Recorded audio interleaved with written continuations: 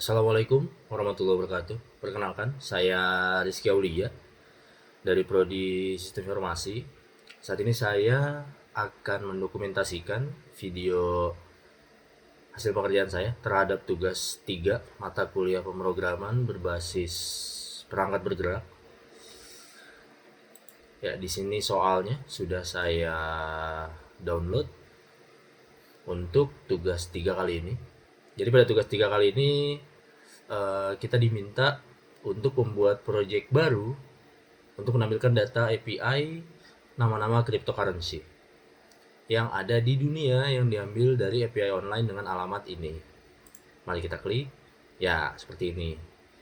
Ini ada data, ID, simbol, USDT, namanya, name ID, rank, price USD, persen, dan masih banyak lagi. Ini ada banyak sih. Dan lalu kita diminta untuk membuat tampilan aplikasi mobile dengan tampilan sebagai berikut, yaitu dengan menampilkan atribut, kolom, atau field, rank, ini rank, lalu name, namanya, ini Bitcoin, Ethereum, lalu simbol, BTC, ETH, USDT, lalu dan price USD, price in USD, dengan tampilan layar sebagai berikut. Jadi tampilannya seperti ini. Lalu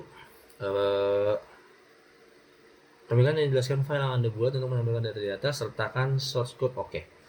Jadi intinya kita dikasih API URL yang berisi data cryptocurrency lalu diminta untuk menampilkan di web atau menampilkan sebuah menampilkan datanya ke sebuah tampilan website atau tampilan aplikasi mobile yang tampilannya seperti ini.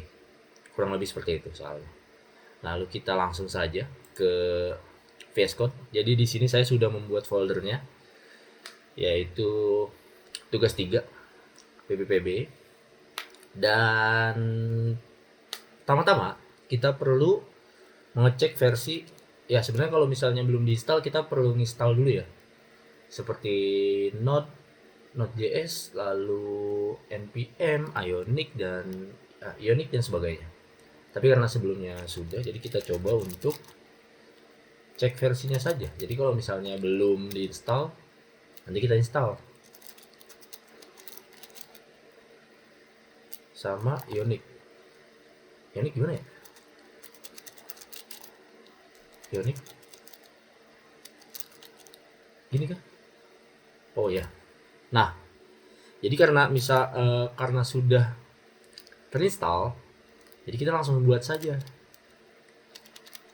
Mana nih? Ini saya sudah buat urutannya sih. Jadi kayak untuk pengerjaannya pertama kita perlu ngecek versi node, npm sama Ionicnya. Jadi setelah versinya situ sudah ada, kita nggak perlu install lagi. Jadi langsung ke pembuatan projectnya aja. Jadi kita akan langsung buat project di sini.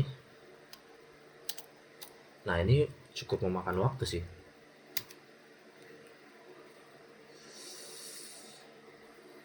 Ya, jadi nanti pada proses pembuatannya, jadi saya akan memanfaatkan beberapa fitur di Ionic karena ini diminta untuk aplikasi mobile ya. Jadi terutama pada bagian ini. Jadi nanti di sini kan bisa dibilang satu satu apa ya satu satu kolom, satu bagian yang memuat data rank sesuai ini nih, sesuai soal. Ada muat ranknya, number ranknya, lalu namanya, simbol, lalu value dari si simbol atau nama si kriptonya. Nah nanti ini saya akan memanfaatkan fitur yang bernama Ionic Card. Jadi nanti masing-masing dari si data ini nanti saya masukin ke Ionic Card. Jadi nanti ya kita akan memakai Ionic Card. Dan kenapa Ionic? Jadi nanti di Ionic tuh ada beberapa fitur yang bisa kita manfaatkan yang memang sudah disediakan gitu. Jadi contohnya seperti ini. Nanti ada kita pakai Ion button untuk refreshnya. Lalu untuk tampilannya kita pakai Ion Card. Lalu Masih belum kah? Astaga, masih belum. Ya mungkin nanti kan saya cepatkan saja ya, daripada buang-buang waktu ya. Nanti akan saya percepat videonya.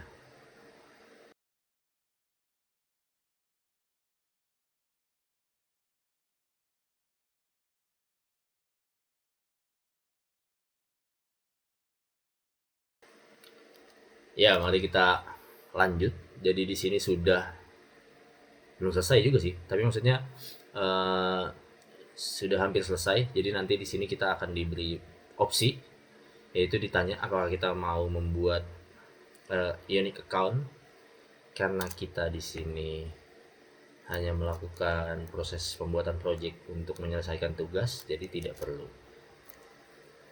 Oke, jadi proses pembuatannya sudah selesai, pembuatan foldernya. Jadi kita langsung masuk ke foldernya, yaitu ToTrade. Nah, setelah masuk ke foldernya, kita perlu menginstal Axios.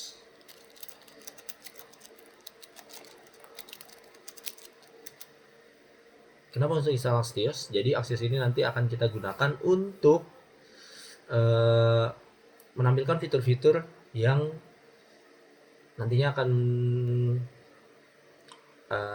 akan mendukung untuk proses pengerjaan si aplikasi mobilenya.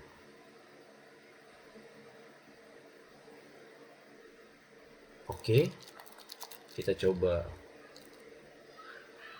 cek. Gini ya.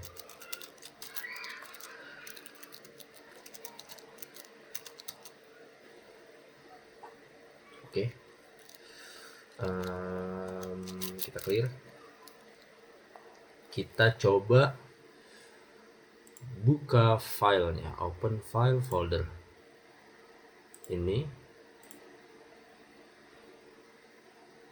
nah ini udah ada. Nih, ya. Jadi di sini nanti kita masuk ke folder source, lalu di views, lalu home page views.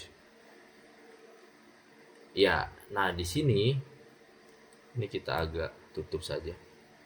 Atau hilangin ya? Hilangin aja. Ya. Nah, di sini ini adalah tampilan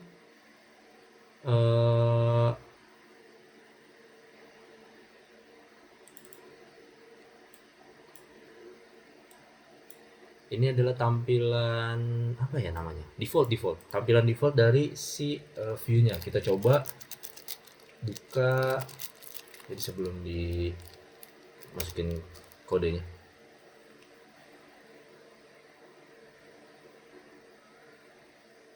Nah, ini tampilan template blanknya, karena tadi saya pakai yang blank. Oh iya, jadi karena saya pakai dark mode, nanti kita akan coba di sini saja.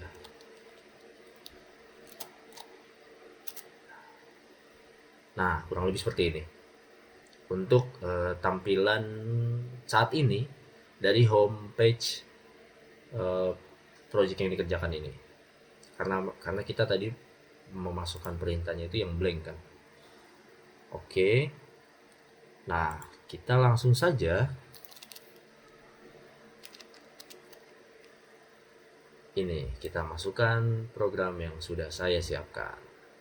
Nanti akan sedikit saya bahas apa, kenapa, dan untuk apa.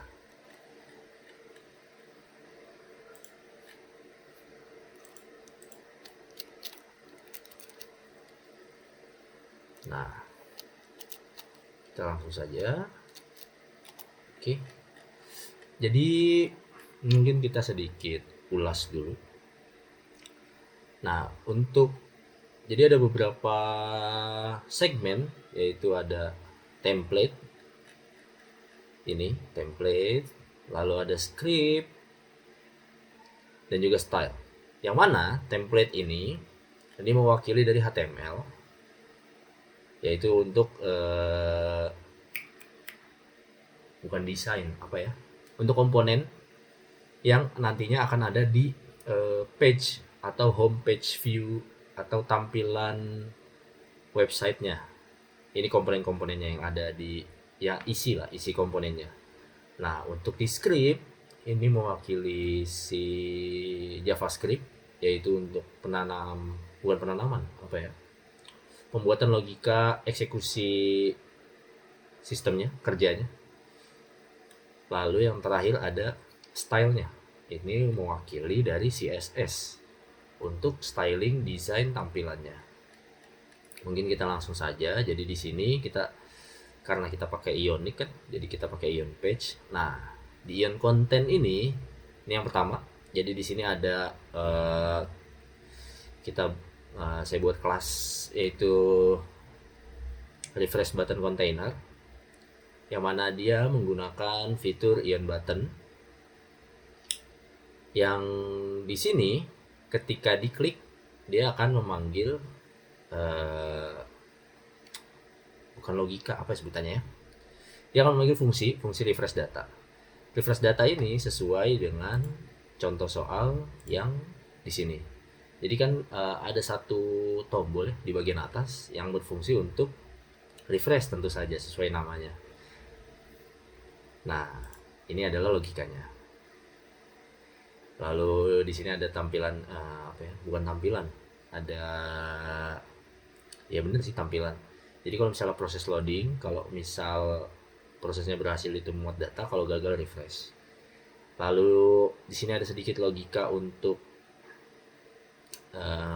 menampilkan pesan atau message atau notification. Jadi kalau misalnya proses loading, nanti dia akan memuat class yang bernama state message, yang mana akan menampilkan tampilan yaitu memuat data cryptocurrency. Lalu di sini ada lagi untuk apa ya sebutannya ya? Opsi kedua, else if. Jadi kalau misalnya dia eksekusinya itu error atau ada error, jadi dia nanti akan menampilkan tampilan gagal mengambil data atau error. Dan yang terakhir, else-nya. Nah, ini adalah cryptolist atau isi data dari nanti si list yang tadi akan kita tampilkan.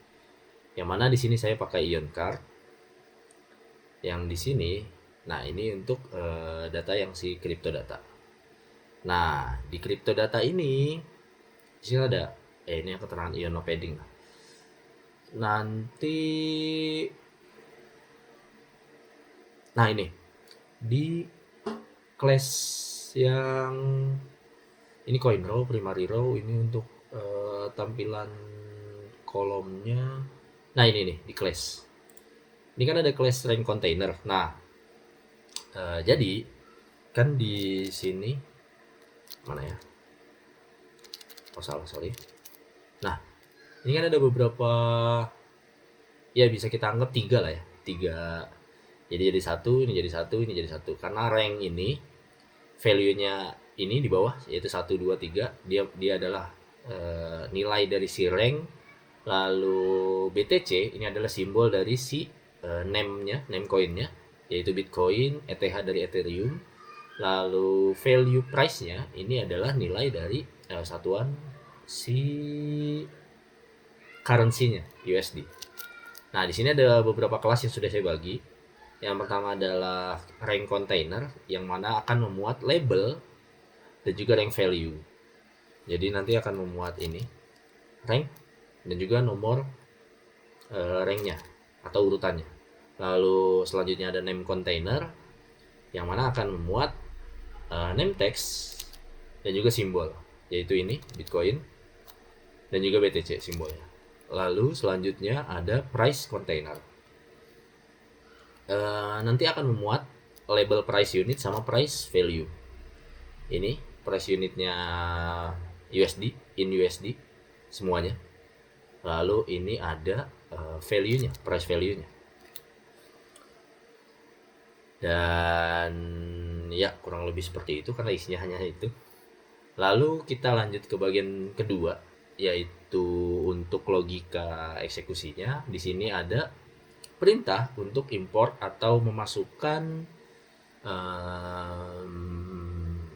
memasukkan lah, memasukkan beberapa fitur yang nantinya akan kita gunakan seperti ref untuk variabel reaktif nanti, agar beberapa komponen itu bisa ditampilkan dan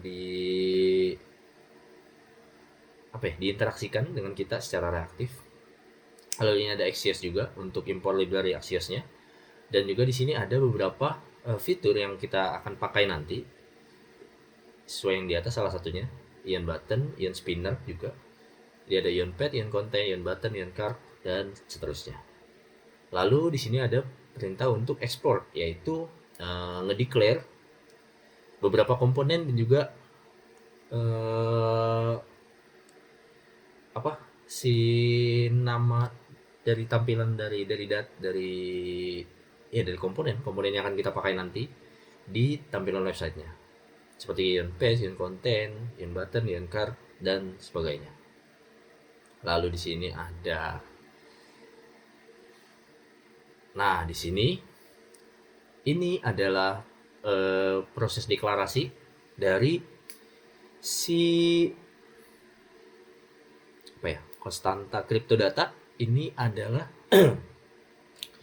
array kosong yang dibuat reaktif yang nantinya akan diisi oleh data API yang kita ambil dari link ini. Jadi namanya kriptodata. Lalu di sini ada deklarasi untuk untuk variabel loading yang nantinya akan memuat keterangan ketika loading. Lalu di sini ada deklarasi untuk error yang nantinya akan memuat keterangan-keterangan atau error-error yang mungkin terjadi, yang semoga tidak. Lalu di sini ada deklarasi untuk API URL yang berisi data soal tugas. Nah, di sini ini adalah perintah untuk pengambilan data dari si API online-nya. Jadi ketika deklarasi fetch data ini kan pakai async kan, asynchronous. Lalu di sini dideklarasi langsung kalau loading value-nya sama dengan true dan errornya itu di clear, delete semua. Nah, di sini ini adalah proses untuk pengambilan data coba request ke API URL-nya, yaitu dia langsung di sini langsung menetapkan si variabel baru, yaitu respon, yang mana respon ini adalah gimana ya bilangnya. Jadi proses request si programnya, si JavaScript-nya, dia akan nge-request ke URL ini yang nantinya si cryptodata.value atau isi dari cryptodata yang ini, si array kosong ini, merupakan respon yang didapat dari kegiatan request ini, yang mana kita hanya akan mengambil 7 data pertama sesuai dengan soal ini, karena ini hanya menampilkan 7 data pertama. Lalu jika error, lalu akan menampilkan error value-nya sama dengan gagal terhubung ke API atau terjadi kesalahan jaringan, yang mana ini akan menampilkan error fetching data. Dan yang terakhir, apapun yang terjadi, jika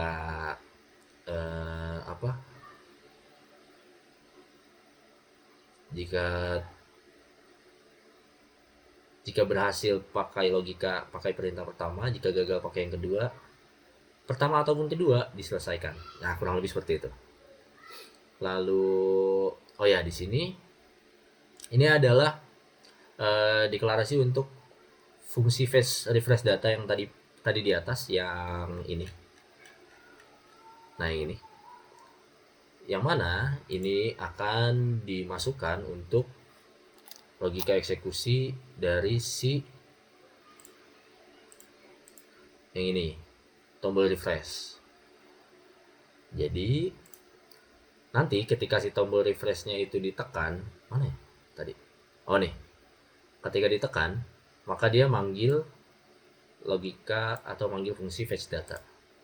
Jadi kayak muat ulang lah. Ya sesuai lah namanya refresh. Lalu di sini ada untuk perintah atau fungsi format price, yaitu format tampilan value dari si kriptonya, masing-masing kriptonya. Jadi kalau misalnya nanti nilainya itu, kan di sini ada format nih, ya kan. Jadi kalau misalnya nilainya itu lebih dari sama dengan 1, maka kita hanya akan menambahkan 2 angka desimal di belakang koma. Jadi pakainya hanya 2. Itu fixnya 2. Tapi kalau kurang dari 1, kita akan pakai 6. Jadi kalau misalnya else, ya udah pastilah ya, else pasti kurang dari 1. Itu sama dengan 6. Jadi kita pakai 6 angka di belakang koma. Lalu di sini ada perintah untuk on mounted-nya. Jadi kalau misalnya si komponennya udah siap, dia langsung eksekusi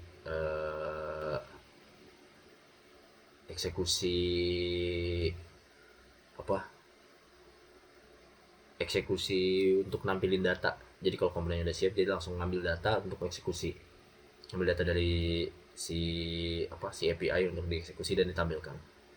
Dan di sini ada perintah return yang nantinya agar si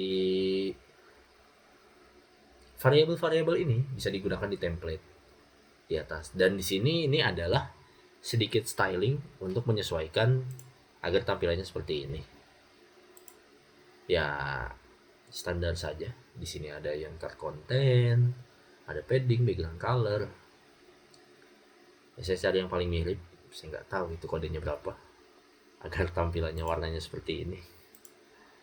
Lalu di sini ada reverse button container, refresh button, crypto card, coin row, coin container, rank container, label, rank value, name container, name text, symbol text, price container, price unit, price value, state message, error message, dan selesai. Jadi kurang lebih seperti itu. Mari kita coba untuk mengecek tampilannya. Oh iya kan tadi udah ya. Nah kurang lebih seperti ini tampilannya. Kan ini tampilannya website ya. Jadi saya akan menggunakan mobile simulator untuk memudahkan proses pengerjaannya. Jadi di sini kita pakai yang mini saja. Nah, ini mini. Oke. Ya, jadi kurang lebih tampilannya akan seperti ini. Ini ada ranknya, lalu ini ada namanya. Ada namanya Bitcoin, simbolnya BTC, lalu ini ada currency-nya USD, dan ada nilainya. Dan sesuai dengan yang yang statement sebelumnya. Jadi kalau misalnya untuk value-nya, misal di atas atau lebih dari sama dengan 1, maka nilai koreksinya atau angka desimalnya itu hanya ada 2 angka di belakang koma. Tapi jika kurang dari 1 seperti ini USD coin, USDC, dia akan mengambil 6 angka di belakang koma sesuai dengan tampilan soal di sini. Dia pakai 6 angka di belakang koma. Dan ya, ini untuk tombol refresh. Jadi kalau misalnya ditekan, dia akan memuat ulang. Jujur saya agak bingung sih untuk menampilkan agar oh ya ini berfungsi nih gitu. Karena kan perubahannya sangat lambat ya. Jadi ya kurang lebih seperti ini.